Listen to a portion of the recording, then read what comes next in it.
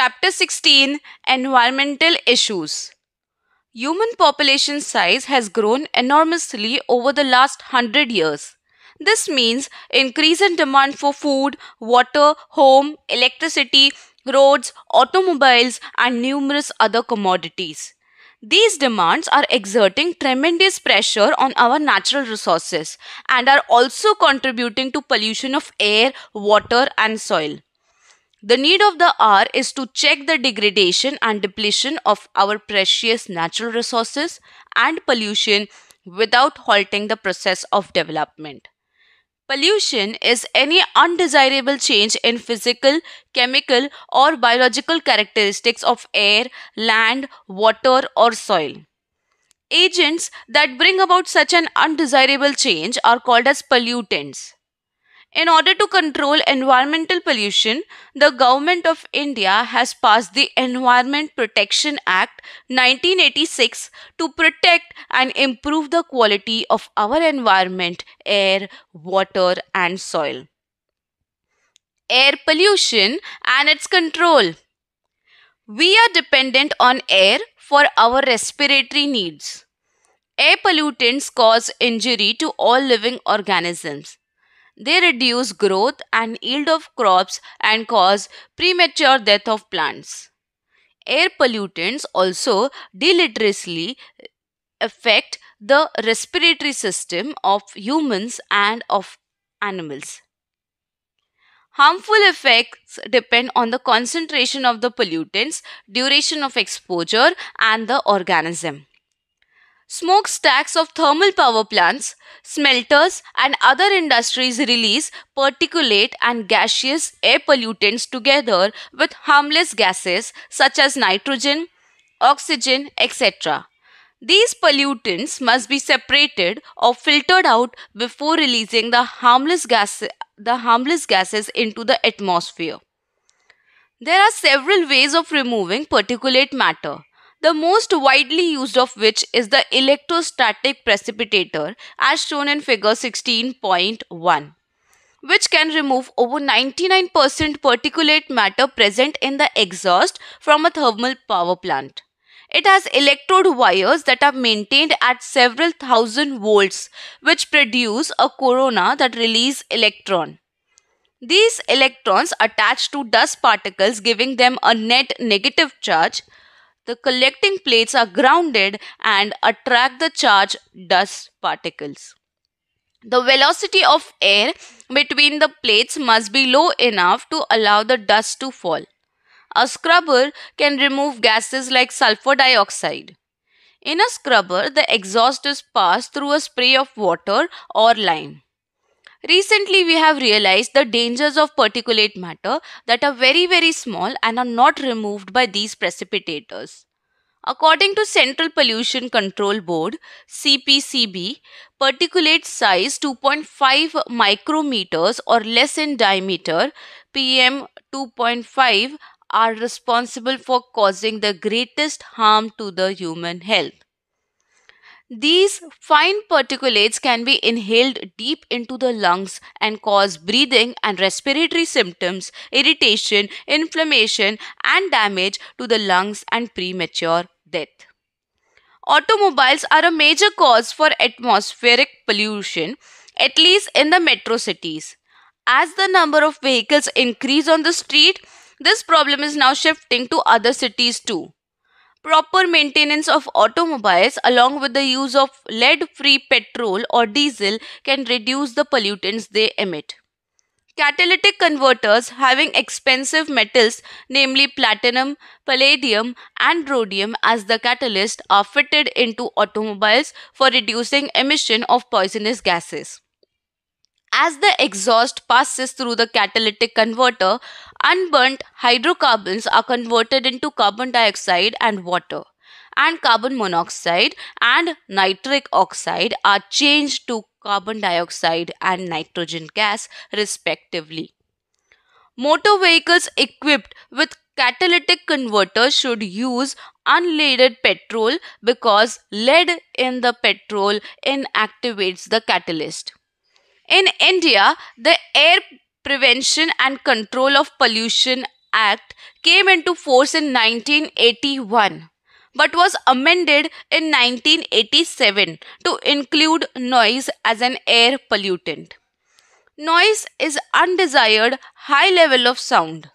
We have got used to associating loud sounds with pleasure and entertainment, not realizing that noise causes psychological and physiological disorders in humans. The bigger the city, the bigger the function, the greater the noise. A brief exposure to extremely high sound level 150 dB or more generated by takeoff of a jet plane or rocket may damage eardrums, thus permanently impairing hearing ability. Even chronic exposure to a relatively lower noise level of cities may permanently damage hearing abilities of humans. Noise also causes sleeplessness, increased heartbeat, altered breathing pattern, thus considerably stressing humans. Considering the many dangerous effects of noise pollution, can you identify the unnecessary sources of noise pollution around you, which can be reduced immediately without any financial loss to anybody? Reduction of noise in our industries can be affected by use of sound absorbent materials or by muffling noise. Stringent following of laws laid down in relation to noise, like delimitation of horn free zones around hospitals and schools, permissible sound levels of crackers and of loudspeakers, timings after which loudspeakers cannot be played, etc., need to be enforced to protect ourselves from noise pollution. Controlling vehicular air pollution. A case study of Delhi. With its very large population of vehicular traffic, Delhi leads the country in its level of air pollution. It has more cars than the states of Gujarat and West Bengal put together. In the 1990s, Delhi ranked fourth among the 41 most polluted cities of the world. Air pollution problems in Delhi became so serious that a public interest litigation (PIL) was filed in the Supreme Court of India.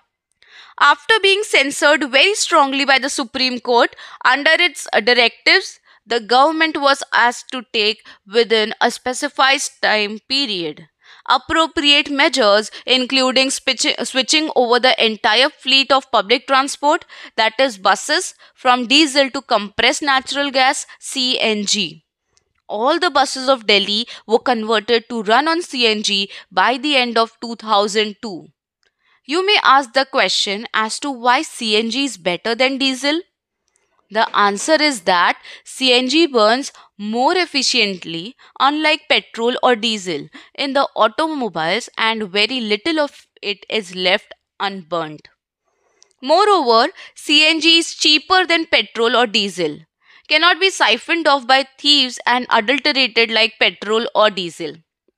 The main problem with switching over to CNG is the difficulty of laying down pipelines to deliver CNG through distribution points, pumps, and ensuring uninterrupted supply.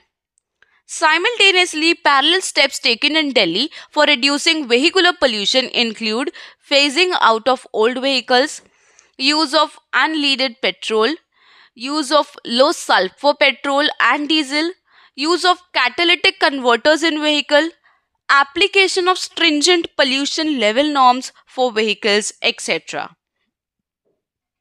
The government of India, through a new auto fuel policy, has laid out a roadmap to cut down vehicular population in Indian cities. More stringent norms for fuels means steadily reducing the sulfur and aromatic content in petrol and diesel fuels. Euro 3 norms, for example, stipulate that sulfur be controlled at 350 parts per million ppm in diesel and 150 ppm in petrol. Aromatic hydrocarbons are to be contained at 42% of the concerned fuel. The goal, according to the roadmap, is to reduce sulfur to 50 ppm in petrol and diesel and bring down the level to 35%. Corresponding to the fuel, vehicle engine will also need to be upgraded. Mass emission standards. Bharat Stage 2, which is equivalent to Euro 2 norms, are no applicable in any of the cities of India. Details of the latest mass emission standards in India are provided below, as shown in table 16.1. So, the table explains type of vehicles. Four-wheelers, the norm is Bharat Stage 4. For three-wheelers, the norm is Bharat Stage 4. For two-wheelers, the norm is Bharat Stage 4. Now, cities of implementation for four-wheelers, it is throughout the country since April 2017. For three-wheelers, it is throughout the country since 1st April 2017. And again for two-wheelers, it is throughout the country since April 2017. Thanks to the efforts made, the air quality of Delhi has significantly improved. According to an estimate, a substantial fall in carbon dioxide and sulfur dioxide level has been found in Delhi between 1997 and 2005. Water pollution and its control. Human beings have been abusing the water bodies around the world by disposing into them all kinds of waste. We tend to believe that water can wash away everything, not taking cognizance of the fact that the water bodies are our lifeline as well as that of all other living organisms. Can you list what all we tend to try and wash away through our rivers and drains? Due to such activities of humankind, the ponds, lakes, streams, rivers, estuaries, and oceans are becoming polluted in several parts of the world. Realizing the importance of maintaining the cleanliness of the water bodies, the Government of India has passed the Water Prevention and Control of Pollution Act 1974 to safeguard our water resources. Domestic sewage and industrial effluents. As we work with water in our homes, in the cities and towns, we wash everything into drains. Have you ever wondered where the sewage that comes out of our houses go? What happens in villages? Is the sewage treated before being transported to the nearest river and mixed with it? A mere 0.1% impurities make domestic sewage unfit for human use, as shown in figure 16.2. You have read about sewage treatment plants in chapter 10. Solids are relatively easy to remove. What is most difficult to remove are dissolved salts such as nitrates, phosphates, and other nutrients, and toxic metal ions and organic compounds. Domestic sewage primarily contains biodegradable organic matter, which readily decomposes thanks to bacteria and other microorganisms which can multiply using these organic substances as substrates and hence utilize some of the components of sewage. It is possible to estimate the amount of biodegradable organic matter in sewage water by measuring biochemical oxygen demand (BOD). Can you explain how? In the chapter on microorganisms, you have read about the relation between BOD, microorganism, and the amount of biodegradable matter. Figure 16.3 shows some of the changes that one may notice following discharge of sewage into a river. Microorganisms involved in biodegradation of organic matter in the receiving water body consume a lot of oxygen, and as a result there is sharp decline in dissolved oxygen downstream from the point of sewage discharge. This causes mortality of the fish and other aquatic creatures. Presence of large amount of nutrients in water also causes excessive growth of planktonic, that is free floating algae, called an algal bloom as shown in figure 16.4, which imparts a distinct color to the water bodies. Algal blooms cause deterioration of the water quality and fish mortality. Some bloom forming algae are extremely toxic to human beings and animals. You may have seen the beautiful mauve colored flowers found on very appealingly shaped floating plants in water bodies. These plants, which were introduced into India for their lovely flowers, have caused havoc by their excessive growth by causing blocks in our waterways. They grow faster than our ability to remove them. These are the plants of water hyacinth, Ecornia crassips, the world's most problematic aquatic weed, also called terror of Bengal. They grow abundantly in eutrophic water bodies and lead to an imbalance in the ecosystem dynamics of water body.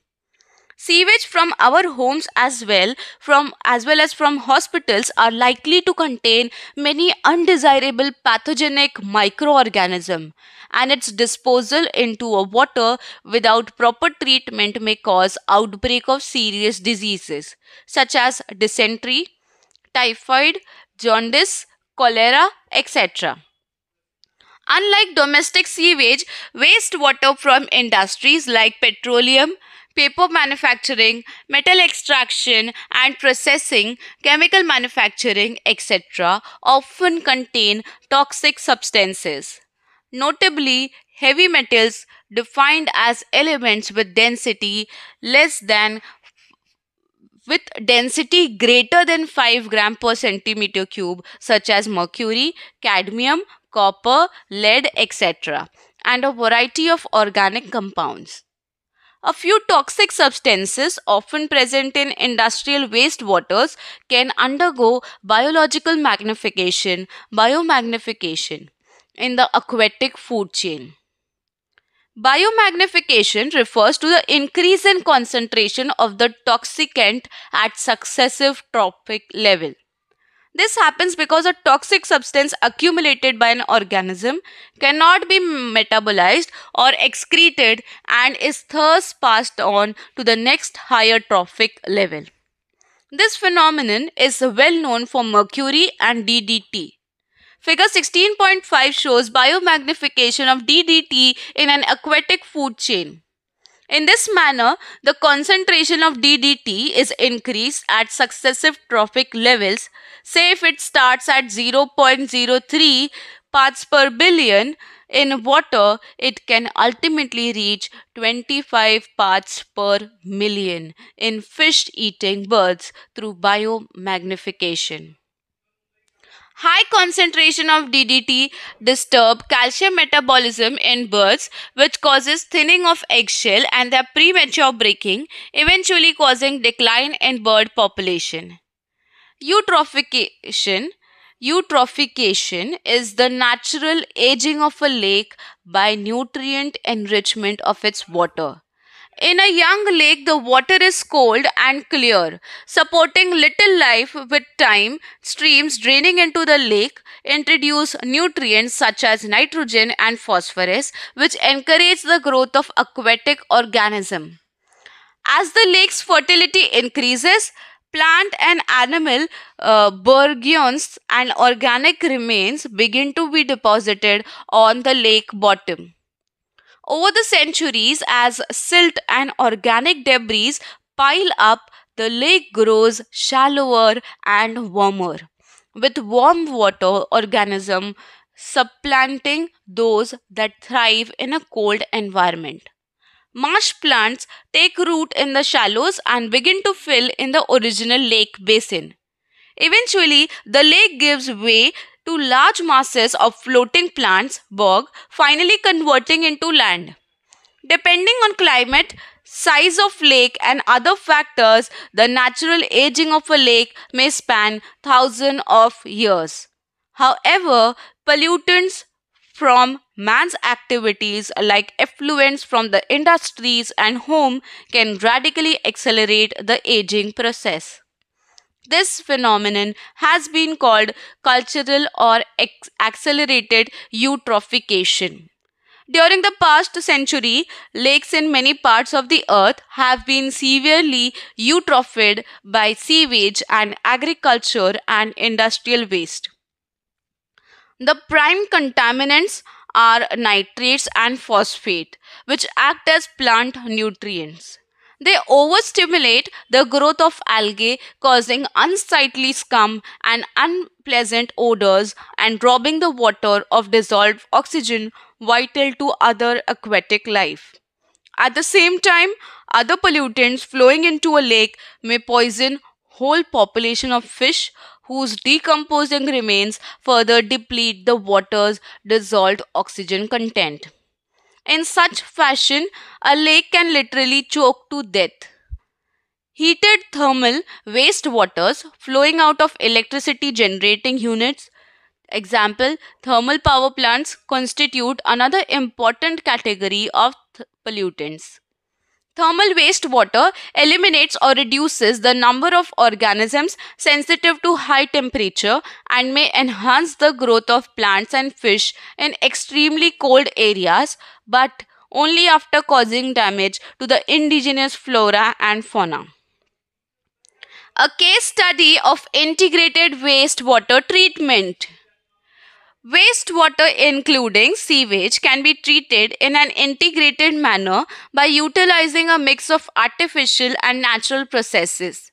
An example of such an initiative is the town of Arcata, situated along the northern coast of California.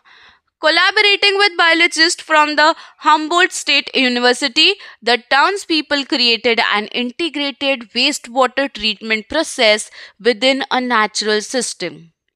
The cleaning occurs in two stages. A. The conventional sedimentation, filtering, and chlorine treatments are given. After this stage, lots of dangerous pollutants like dissolved heavy metal still remain. To combat this, an innovative approach was taken and the biologists developed a series of 6 connected marshes over 60 hectares of marshland. Appropriate plants, algae, fungi, and bacteria were seeded into this area, which neutralize, absorb, and assimilate the pollutants. Hence, as the water flows through the marshes, it gets purified naturally. The marshes also constitute a sanctuary with a high level of biodiversity in the form of fishes, animals, and birds that now reside there.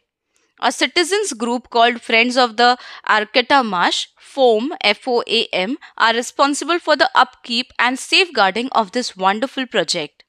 All this time we have assumed that removal of waste requires water, that is the creation of sewage. But what if water is not necessary to dispose of human waste like excreta? Can you imagine the amount of water that one can save if one didn't have to flush the toilet? Well, this is already a reality. Ecological sanitation is a sustainable system for handling human excreta using dry composting toilets. This is a practical, hygienic, efficient, and cost effective solution to human waste disposal. The key point to note here is that with this composting method, human excreta can be recycled into a resource as natural fertilizer, which reduces the need for chemical fertilizers. There are working eco sand toilets in many areas of Kerala and Sri Lanka. Solid waste. Solid waste refer to everything that goes out in trash. Municipal solid waste are waste from homes, offices, stores, schools, hospitals, etc. that are collected and disposed by the municipality. The municipal solid waste generally comprise paper, food waste, plastic, glass, metals, rubber, leather, textile, etc. Burning reduces the volume of the waste, although it is generally not burnt to completion, and open dumps often serve as the breeding ground for rats and flies. sanitary landfills were adopted as the substitute for open burning dumps. In a sanitary landfill, waste are dumped in a depression or trench after compaction and covered with the dirt every day. If you live in a town or city, do you know where the nearest landfill site is? Landfills are also not really much of a solution since the amount of garbage generation, especially in the metros, has increased so much that these sites are getting filled too. Also, there is danger of seepage of chemicals, etc., from these landfills polluting the underground water resources. A solution to all this can only be in human beings becoming more sensitive to these environment issues. All waste that we generate can be categorized into three types: a biodegradable, B recyclable, and C the non biodegradable. It is important that all garbage generated is sorted. What can be reused or recycled should be separated out. Our kabadiwalas and rag pickers do a great job of separation of materials for recycling. The biodegradable materials can be put into deep pits in the ground and be left for natural breakdown. That leaves only the non biodegradable to be disposed of. The need to reduce our garbage generation should be a prime goal. Instead, we are increasing the use of non biodegradable products. Just pick any ready made packet of any good quality eatable, say a biscuit packet, and study the packaging. Do you see the number of protective layers used? Note that at least one layer is of plastic. We have started packaging even our daily use product like milk and water in poly bags. In cities, fruits and vegetables can be bought packed in beautiful polystyrene and plastic packaging. We pay so much, and what do? Contribute heavily to environmental pollution. State governments across the country are trying to push for reduction in the use of plastic and use of eco-friendly packaging. We can do our bit by carrying cloth or other natural fiber carry bags when we go shopping and by refusing polythene bags.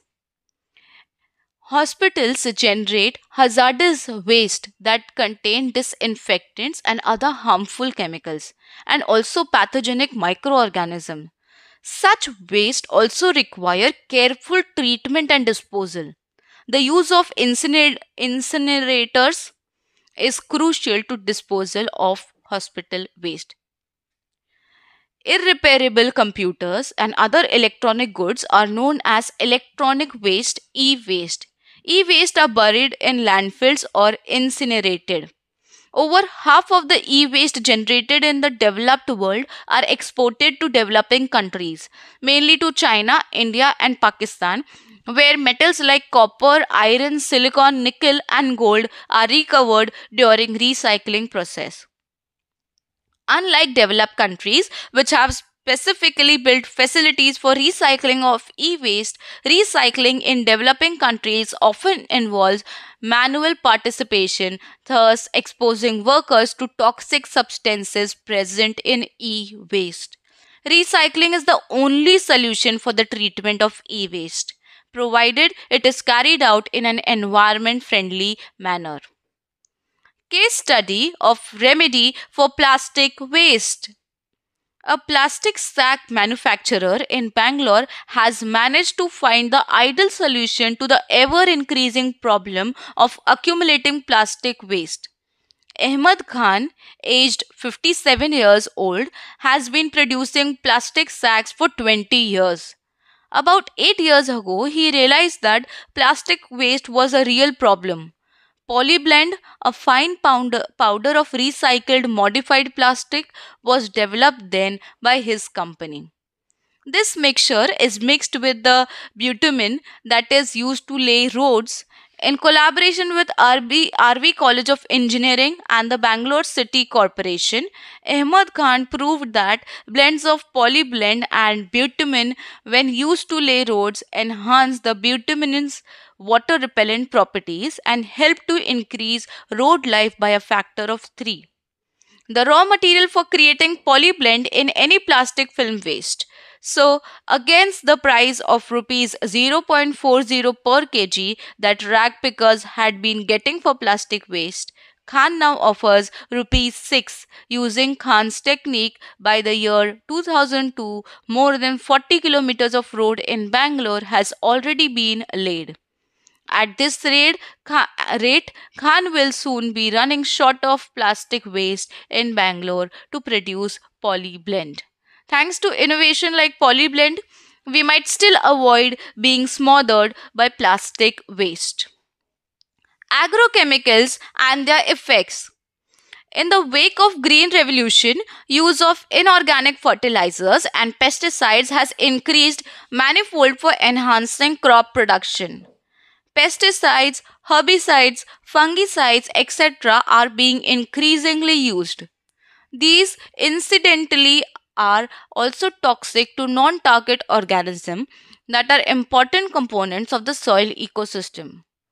Do you think these can be biomagnified in the terrestrial ecosystem? We know what the addition of increasing amounts of chemical fertilizers can do to aquatic ecosystem, that vis eutrophication. The current problems in agriculture are therefore extremely grave. Case study of organic farming. Integrated organic farming is a cyclical zero waste procedure where waste product from one process are cycled in as nutrients for other processes. This allows the maximum utilization of resource and increases the efficiency of production. Ramesh Chandra Dagar, a farmer in Sonipat, Haryana, is doing just this. He includes beekeeping, dairy management, water harvesting, composting, and agriculture in a chain of processes, which support each other and allow an extremely economical and sustainable venture. There is no need to use chemical fertilizers for crop as cattle excreta, dung are used as manure. Crop waste is used to create compost, which can be used as a natural fertilizer or can be used to generate natural gas for satisfying the energy needs of the farm. Enthusiastic about spreading information and help on the practice of integrated organic farming, Dagar has created the Haryana Kisan Welfare Club with a current membership of 5,000 members. Radioactive waste. Initially, nuclear energy was hailed as a non-polluting way for generating electricity. Later on, it was realized that the use of nuclear energy has two very serious inherent problems. The first is accidental leakage, as occurred in the 3 Mile Island and Chernobyl incident, and the second is safe disposal of radioactive waste. Radiation that is given off by the nuclear waste is extremely damaging to organisms because it causes mutations at a very high rate. At high doses, nuclear radiation is lethal, but at lower doses, it creates various disorders. The most frequent of all being cancer. Therefore, nuclear waste is an extremely potent pollutant and has to be dealt with utmost caution. It has been recommended that storage of nuclear waste after sufficient pre-treatment should be done in suitably shielded containers buried within the rocks about 500 meters deep below the Earth's surface.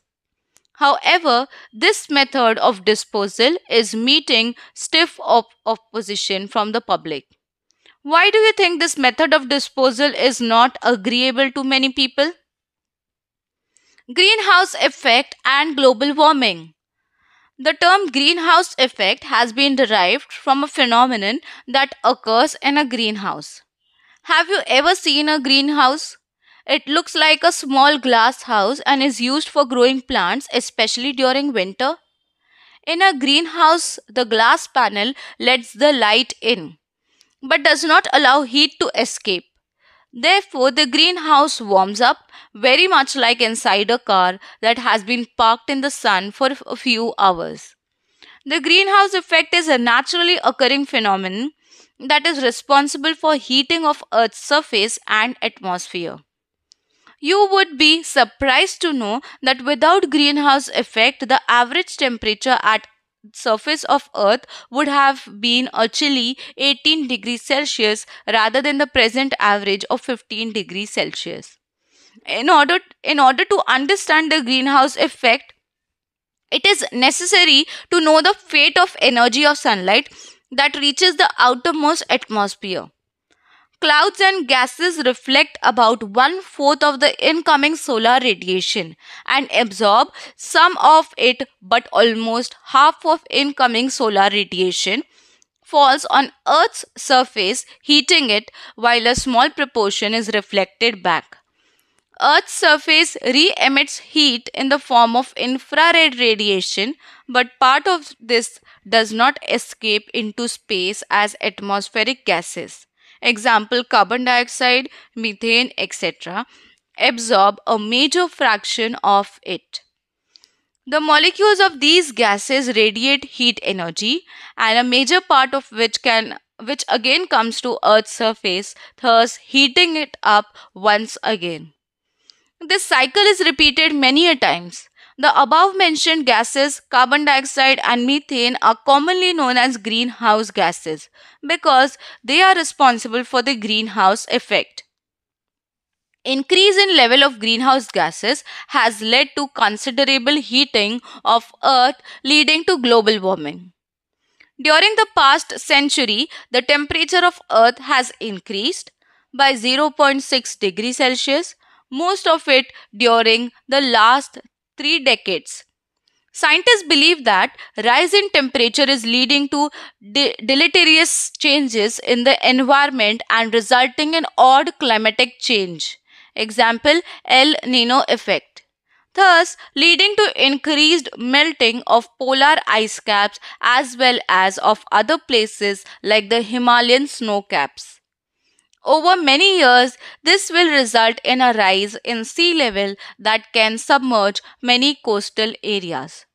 The total spectrum of changes that global warming can bring about is a subject that is still under active research. How can we control global warming? The measures include cutting down use of fossil fuel, improving efficiency of energy usage, reducing deforestation, planting trees, and slowing down the growth of human population. International initiatives are also being taken to reduce the emission of greenhouse gases in the atmosphere. Ozone depletion in the stratosphere. You have earlier studied in the chemistry textbook of class 11 about bad ozone, formed in the lower atmosphere, troposphere, that harms plants and animals. There is a good ozone also. This ozone is found in the upper part of the atmosphere called the stratosphere, and it acts as a shield absorbing ultraviolet radiation from the sun. UV rays are highly injurious to living organisms since DNA and proteins of a living organism preferentially absorb UV rays, and its high energy breaks the chemical bonds within these molecules. The thickness of the ozone in a column of air from the ground to the top of the atmosphere is measured in terms of Dobson units (DU). Ozone gas is continuously formed by the action of UV rays on molecular oxygen and also degraded into molecular oxygen in the stratosphere. There should be a balance between production and degradation of ozone in the stratosphere. Of late, the balance has been disrupted due to enhancement of ozone degradation by chlorofluorocarbons, CFCs. CFCs find wide use as refrigerants. CFCs discharge in the lower part of the atmosphere, move upward and reach stratosphere. In stratosphere, UV rays act on them, releasing chlorine atoms. Chlorine degrades ozone, releasing molecular oxygen, with these atoms acting merely as catalyst. chlorine atoms are not consumed in the reaction. Hence, whatever CFCs are added to the stratosphere, they have permanent and continuing effects on ozone levels. Although ozone depletion is occurring widely in the stratosphere, the depletion is particularly marked over the Antarctic region. This has resulted in the formation of a large area of thinned ozone layer, commonly called as the ozone hole. UV radiation of wavelengths shorter than UVB are almost completely absorbed by Earth's atmosphere, given that the ozone layer is intact. But UVB damages DNA and mutation may occur. It causes aging of skin, damage to skin cells, and various types of skin cancers. In human eye, cornea absorb UVB radiation and a high dose of UVB causes inflammation of cornea called snow blindness, cataract, etc. Such exposure may permanently damage the cornea. Recognizing the deleterious effects of ozone depletion, an international treaty known as the Montreal Protocol was signed at Montreal, Canada in 1987, effective in 1989 to control the emission of ozone depleting substances. Subsequently, many more efforts have been made and protocols have laid down definite roadmaps. Separately, for developed and developing countries for reducing the emission of CFCs and other ozone depleting chemicals. Degradation by improper resource utilization and maintenance. The degradation of natural resources can occur not just by the action of pollutants but also by improper resource utilization practices. Soil erosion and desertification. The development of the fertile topsoil takes centuries, but it can be removed very easily due to human activities like overcultivation, unrestricted grazing, deforestation, and poor irrigation practices, resulting in arid patches of land. When large barren patches extend and meet over time, a desert is created. Internationally, it has been recognized that desertification is a major problem nowadays, particularly due to increased urbanization. Waterlogging and soil salinity. Irrigation without proper drainage of water leads to waterlogging in the soil. Besides affecting the crops, waterlogging draws salt to the surface of the soil. The salt then is deposited as a thin crust on the land surface or starts collecting at the roots of the plants. This increased salt content is inimical to the growth of crops and is extremely damaging to agriculture. Waterlogging and soil salinity are some of the problems that have come in the wake of Green Revolution. Deforestation. Deforestation is the conversion of forested areas to non-forested ones. According to an estimate, almost 40% forests have been lost in the tropics, compared to only 1% in the temperate region. The present scenario of deforestation is particularly grim in India. At the beginning of the 20th century, forest covered about 30% of the land of the India. By the end of the century, it shrunk to 21.54%, whereas the National Forest Policy 1988 of India has recommended 33% forest cover for the plains and 67% for the hills. How does deforestation occur? A number of human activities contribute to it. One of the major reasons is the conversion of forest to agricultural land so as to feed the growing human population. Trees are axed for timber, firewood, cattle ranching, and for several other purposes. Slash and burn agriculture, commonly called as jhum cultivation in the northeastern states of India, has also contributed to deforestation. In slash and burn agriculture, the farmers cut down the trees of the forest and burn the plant remains. The ash is used as fertilizer and the land is then used for farming or cattle grazing. After cultivation, the area is left for several years so as to allow its recovery. The farmer then move on to other areas and repeat this process. In earlier days, when jhum cultivation was in prevalence, enough time gap was given so that the land recovered from the effect of cultivation.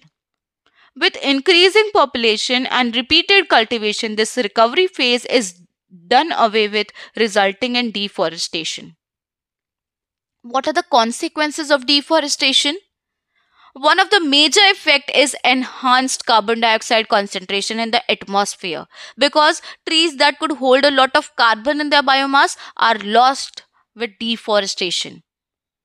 Deforestation also causes loss of biodiversity due to habitat destruction, disturbs hydrologic cycle, causes soil erosion and may lead to desertification in extreme cases. Reforestation is the process of restoring a forest that once existed but was removed at some point of time in past. Reforestation may occur naturally in a deforested area. However, we can speed it up by planting trees with due consideration to biodiversity that earlier existed in that area. Case study of people's participation in conservation of forest. People's participation has a long history in India.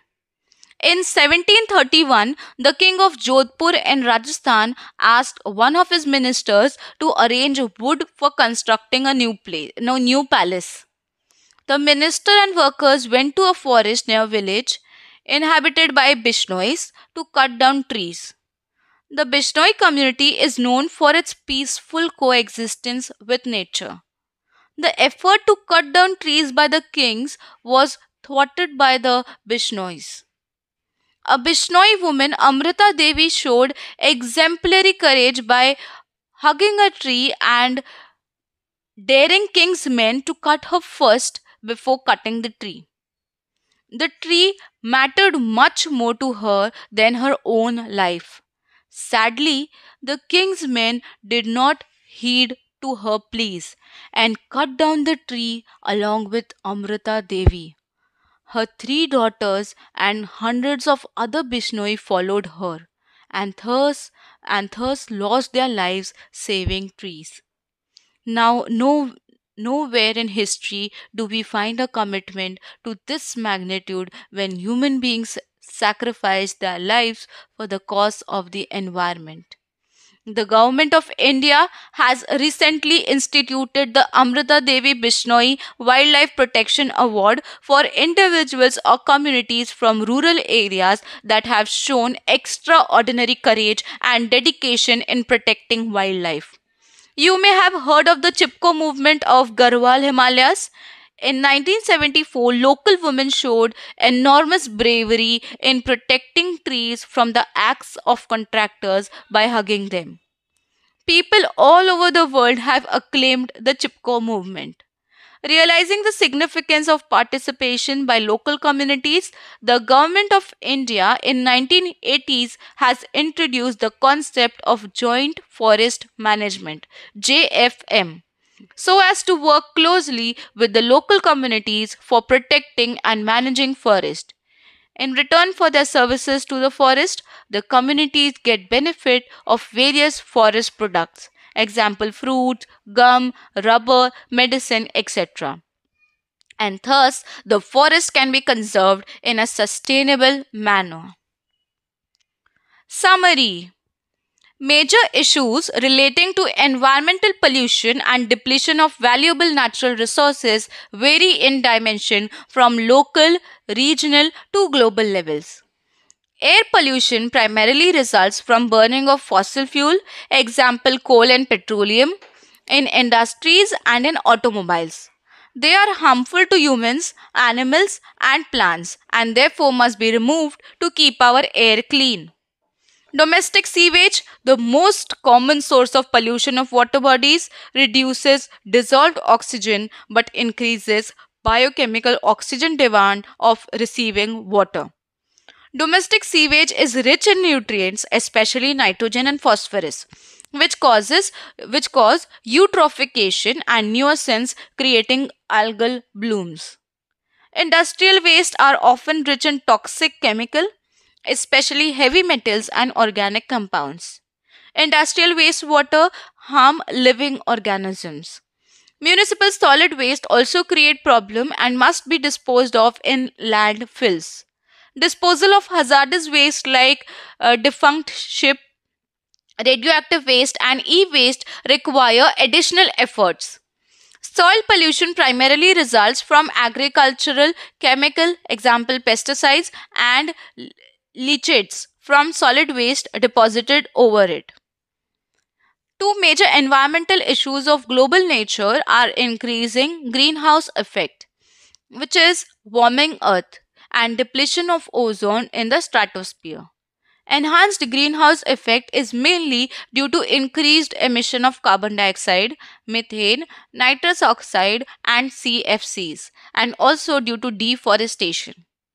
It may drastically change rainfall pattern, global temperature, besides deleteriously affecting living organism.